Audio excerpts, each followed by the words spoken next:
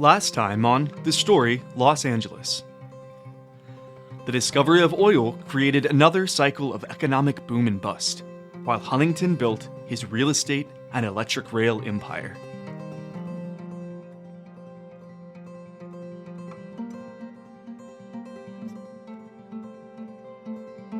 In the late 1800s, California was still a relatively new settlement, struggling with how to manage its water resources.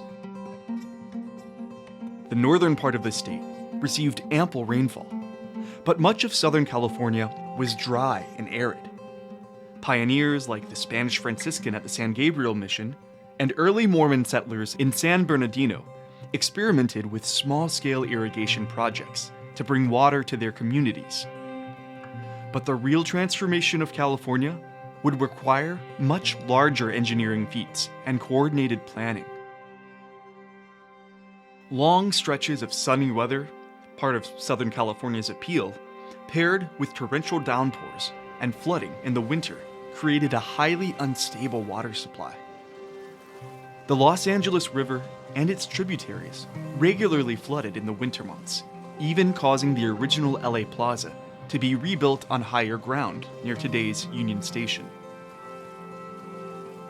During this time, city leaders believed the Los Angeles River and Arroyo Seco Creek would provide enough water for the growing region.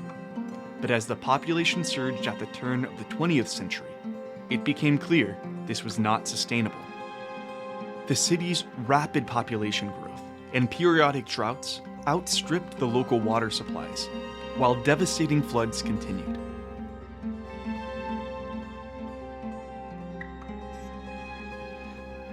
Along with the tumultuous condition of the water supply, bumpy waters were ahead in the struggle for labor rights in the Southland. Anti-union business owners faced off against employees and organized labor, fighting to earn a decent wage and protection from the newer and more dangerous industrial jobs transforming the country. This battle led to a string of deadly encounters between the two sides. This is The Story, Los Angeles, Episode 6, Troubled Waters in the City of Angels, the Aqueduct, Bombings, and the Crime of the Century.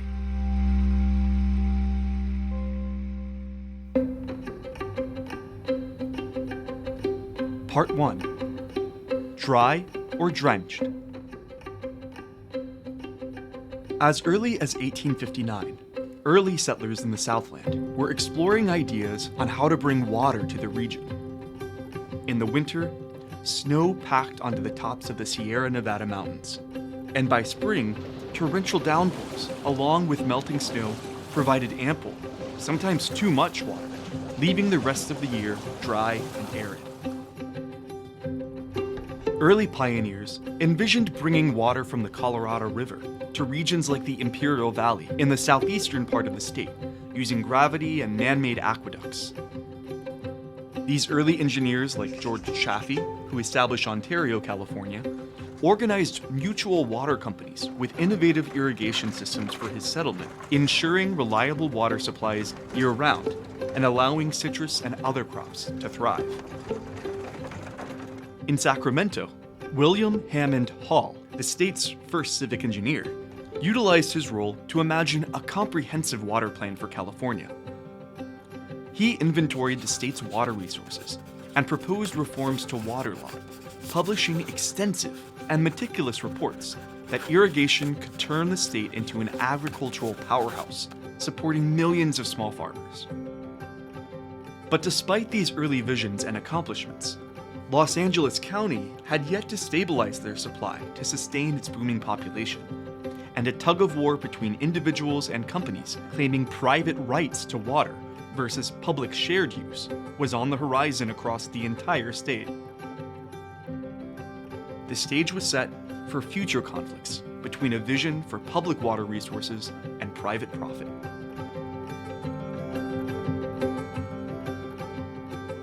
Born into a prominent family that founded what is now the city of Pasadena, a young Frederick Eaton had become a self-taught engineer and the city's water superintendent by the young age of 19. In 1875, Just 3 years into the job, he had hired William Mulholland as the Los Angeles City Water Company's deputy zanjero, or water distributor, essentially a head of ditch digging, tasked with irrigating and distributing water throughout the city and county. Mulholland and Eaton made significant improvements to the water system, including the laying of the first iron water pipes. But their visions extended far beyond the Southland. Eaton recalled on a camping trip to the Sierra Nevadas, eyeing the Owens Lake and its lush valley, over 200 miles north of Los Angeles.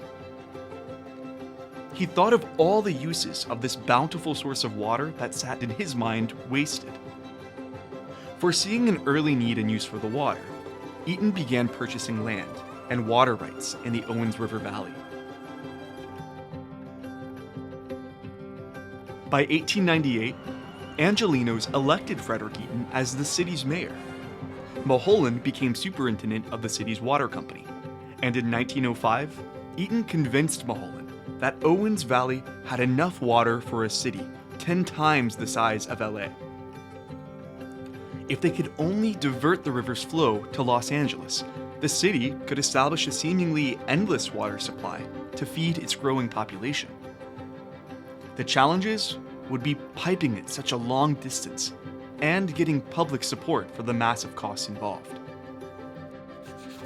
Sold on the idea, Mulholland began meticulously planning the aqueduct route and estimating construction expenses. At the same time, Mulholland, Eaton, and their powerful and wealthy friends secretly began buying up arid land across the region, while Mayor Eaton kicked off an ambitious campaign to sell Angelenos on the staggering $25 million idea. Part 2. The Rise of Labor.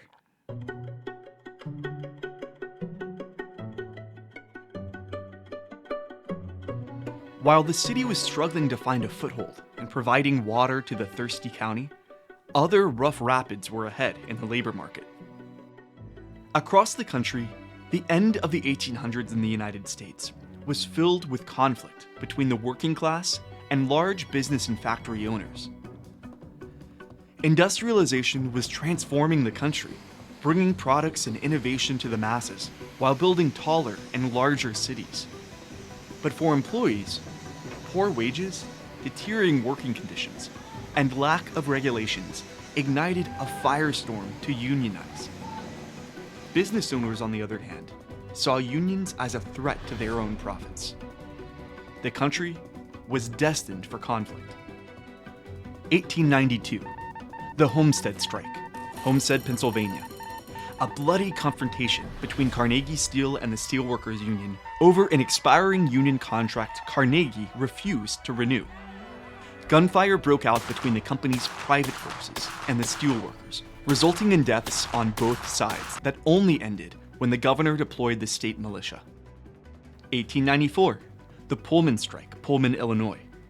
Financial panic in 1893 led the Pullman Palace Car Company to slash wages, but refused to lower rent for the company-owned housing its employees lived in. The workers and the railway union led a nationwide strike and boycott of the railroads in May 1894 that ended in violent clashes between strikers and federal troops deployed on behalf of the railroads. 1886, the Haymarket Massacre, Chicago, Illinois. A unified labor fight for an 8-hour workday spread across the country with the motto, 8 hours for work, 8 hours for rest, 8 hours for what we will. Set to being May 1st, unions organized mass strikes while police fired on large crowds of laborers. Outraged, a mass protest was staged at Haymarket Square in Chicago, where an unknown individual threw a bomb towards police, who in turn responded with gunfire. Many died as a result.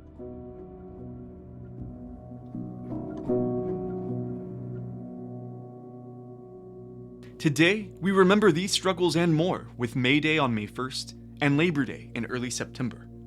And many of us still benefit from the 8-hour-a-day, 40-hour work week, minimum wage, and workplace protections these early unions fought for, though those rights remain under attack. Despite those rights we enjoy today, during this period, the unions and the laborers felt an extreme lack of power and resources. The police and the military forces were by and large called on by business owners to support the interests of the wealthy, leaving poor and endangered workers helpless, struggling for fair working conditions and wages to make ends meet. Business owners also utilized anti-union tactics. Spies, violence, and legal maneuvering were rampant to keep America's workers unorganized. One of the most impacted unions was the International Association of Bridge and Structural Iron Workers.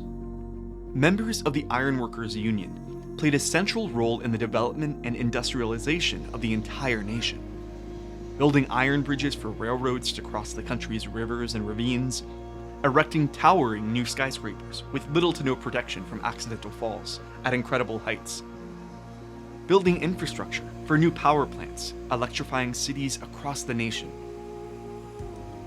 This was dangerous work with common hazards including falls, burns, falling objects, and more.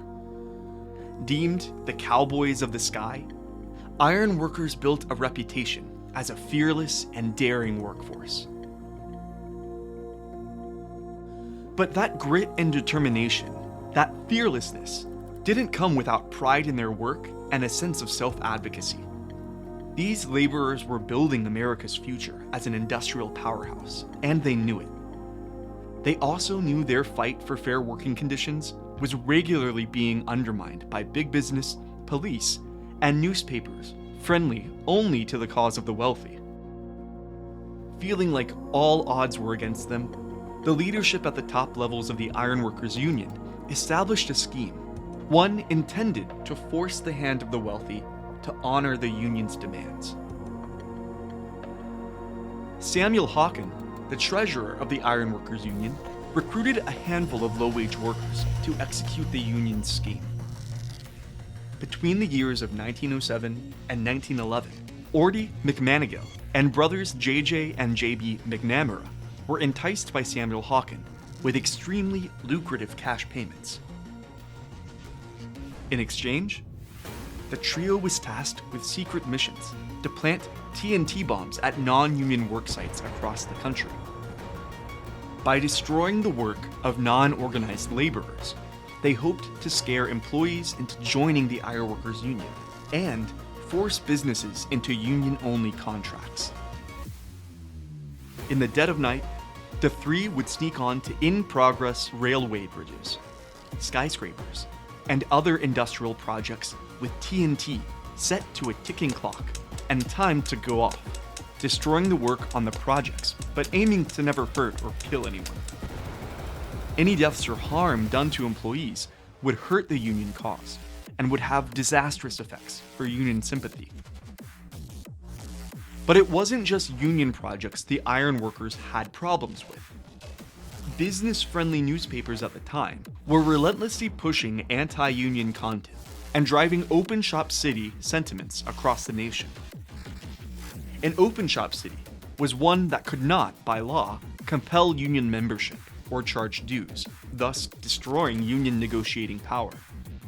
To further complicate matters, pro-union sentiments on the East Coast were strong and growing, while the rapidly developing West Coast leaned heavily toward big business sympathies. And so, the ironworkers, led by Treasurer Hawken, turned their sights on the pro-business LA Times, owned by Harrison Gray Otis and run by Harry Chandler. Another plot was in the works.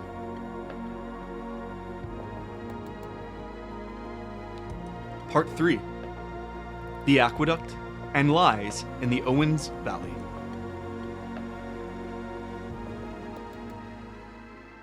Before the ironworkers began plotting their big union win for Los Angeles, city water engineer and superintendent Mulholland and Mayor Eaton were busy scheming their own plan to convince the city to invest an enormous sum, $25 million, to create a 200-mile aqueduct, an engineering feat of mass proportions. Teaming up with the city's leading newspapers, the Herald-Examiner and the Los Angeles Times, Eaton garnered the backing of business and civic leaders, and in 1905, voters approved 2 bond measures to fund the project. Curiously, before the construction even started, Eaton and Mulholland's friends, largely wealthy business owners like Otis, Chandler, Doheny, and Huntington, began buying up land in the region outside of the city limits at a feverish pace. But why? Most of the land was semi-arid, with sparse rain only a few times a year.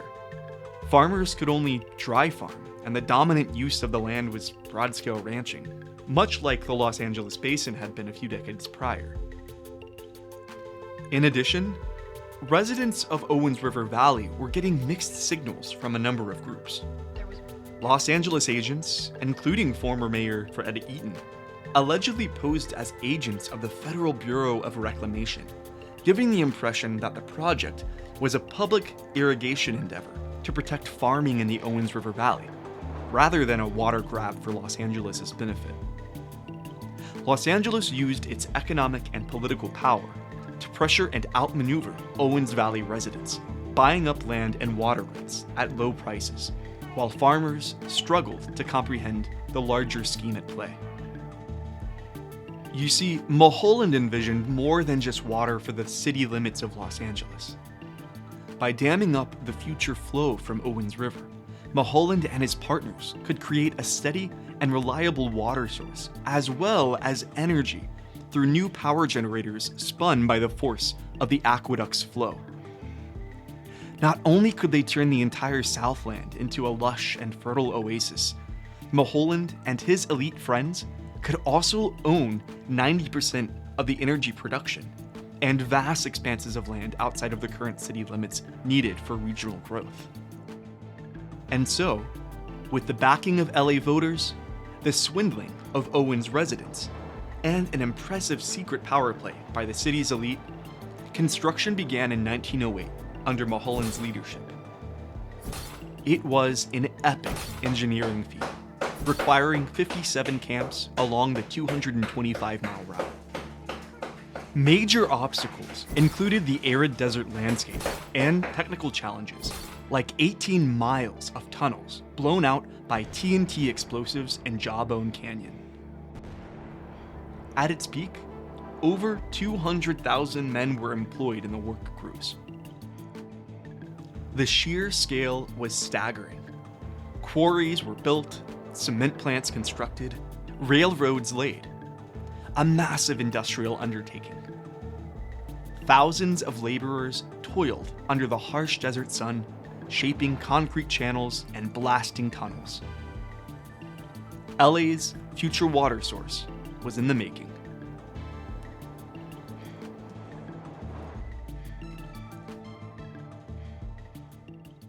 Part 4. The Bombs. While TNT was blowing holes in mountains to create the city's new aqueduct, this highly volatile substance was in use for more sinister purposes throughout the country. Treasurer Hawkins of the Ironworkers Union and his 3 minions, McManigill and brothers J.J. and J.B. McNamara, were busy blowing up over 100 non-union work sites across the country.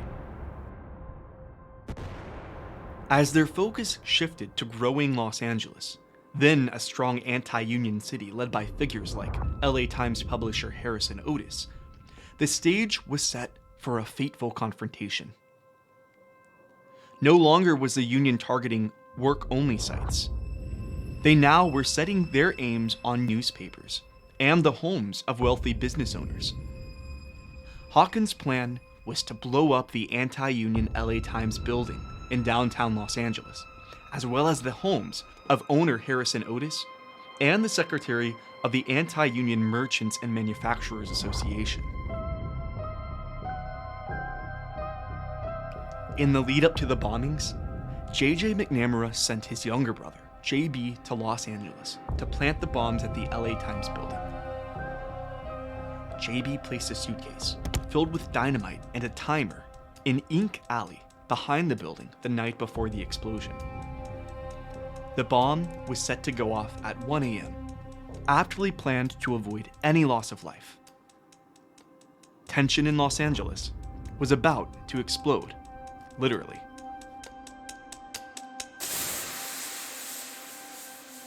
At 1:07 a.m., the bomb exploded, and TNT ripped through the building. But instead of just destroying the alley-facing side of the Times, gas pipes used to run the printing presses ruptured and ignited, turning the explosion into a massive fiery inferno. To make matters worse, Hawkins and McNamara had made a grave miscalculation. The paper regularly employed grave shift employees who worked through the night to produce the papers that would be distributed the next morning. At the time, hundreds of employees were rushing to print the next day's news, and as a result, 21 died in the fiery blast, while 100 more were injured or permanently disfigured. The Times dubbed it the crime of the century. Thankfully, both bombs planted at the homes of Otis and the Merchants Union secretary malfunctioned, delaying the intended detonations. Still, these failed attacks further underscored the escalation of violence, and the devastation of the LA Times bombing ignited a nationwide furor. Was this the grim future of the labor movement? While clues were uncovered from the unexploded bombs, union leaders, including the head of the American Federation of Labor, swiftly condemned the Los Angeles Times attack. They denied that any union or its members could be responsible. Under intense pressure to find the perpetrators, Los Angeles hired renowned private detective William J. Burns, who had tracked similar bombings across the country, and who already had a spy inside the Ironworkers Union. This insider gave him crucial information and indicated that likely a collaboration between J.J. McNamara, Orty McManigill, and others were responsible for the bombings. Later that year, additional failed bombing attempts in LA by Orty further solidified the evidence that he and others in the Union were responsible for the devastation. Although on the run, Detective Burns eventually found all three, bringing them back to Los Angeles to sit in jail while awaiting their day in court. The American labor movement erupted in a show of solidarity. Labor leaders were incensed. They saw this as a direct attack, not just on three men, but on the very heart of their struggle, and denounced the McNamara's treatment as illegal. To them, this echoed past attempts to crush unions, like the infamous Haywood Massacre and Homestead strikes. The highly publicized and attended courtroom drama that ensued included accusations of LA Times owner and other businesses blowing up the building themselves to frame the union and push anti-organizing efforts in the city. They painted Otis as the true villain, a man willing to sacrifice his own employees and property for an anti-union crusade. But in a stunning twist, the McNamara brothers eventually confessed. And after months of defiant pleas of innocence and the fierce backing of the labor movement, the truth came out. They were guilty. JB admitted to the Times bombing, JJ to a separate attack, and Orty to several others. The pro-labor movement was left reeling, their cause tarnished.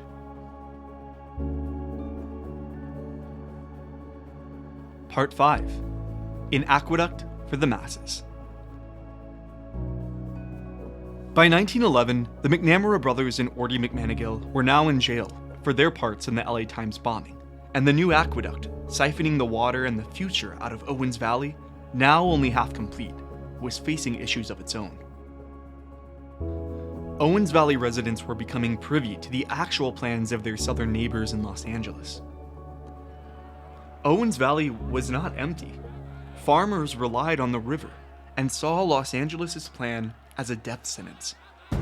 Many sold their land and moved on, but others fought a bitter and ultimately futile resistance to stop the aqueduct's completion, including future bombings of the pipes and infrastructure that ultimately would siphon their source of livelihood to the Southland. Still, the city and Mulholland forged ahead. After nearly 5 years of monumental effort, the aqueduct was finally completed in 1913. On November 5th, a crowd of 30,000 gathered to witness the turning on of the water from Owens River. Los Angeles now had a reliable water supply that would fuel unprecedented growth in the decades to come. Suburbs bloomed and industries thrived. But there was a price. The Owens Valley withered. Its lake shrank. Once fertile land turned into a toxic dust bowl, pure ecological devastation that wasn't fully addressed until the year 2001. In the decades that followed, environmental battles erupted. Courts intervened, mandates were issued, and the struggle for balance continued. In Los Angeles, for the moguls who'd bought up the land in the county's outer regions, this wasn't just about water. It was about power. The city's charter limited water sales outside its border, meaning nearby communities had to be annexed into the growing metropolis in order to claim water rights. While the suburbs grew, the wealthy elites who had bought up the land profited handsomely, in something akin to insider trading today.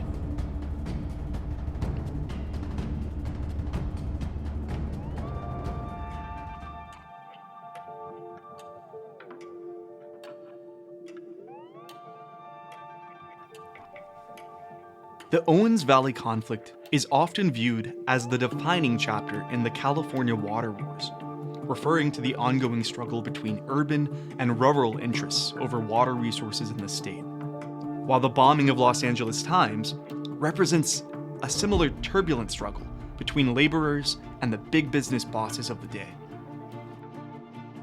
Both characterized by legal battles, political maneuvering, and violence, shaped California for decades to come. While the Owens River Aqueduct remains a vital element of Los Angeles' water infrastructure, it's also a symbol of the complex and controversial relationship between water needs and environmental impact. And the Los Angeles Times bombing? A brutal reminder of the deep tensions between powerful business interests and the struggles of organized labor during the 20th century. Both represent victories and losses. But victories and losses for whom? Can one group ever truly achieve security without harming others? Can one group's gain ever justify another's loss? Where do we draw the line? These are questions we still must ask ourselves today.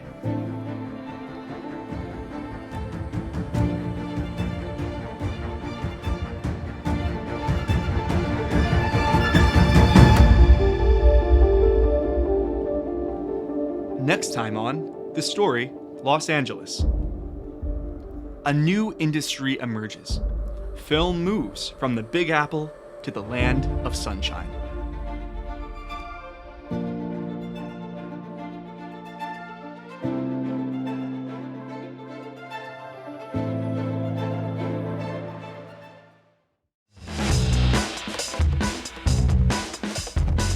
The Story Los Angeles is a free podcast written and produced by David Ryan. Free student and teacher resources are available at thestory.la.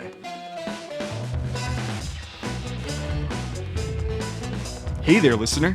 If you love this episode of The Story, subscribing or donating is the best way to help us keep uncovering the past. Your support lets us create more incredible podcasts and provide amazing free resources to teachers and students nationwide. Learn more, subscribe, or donate at thestory.la.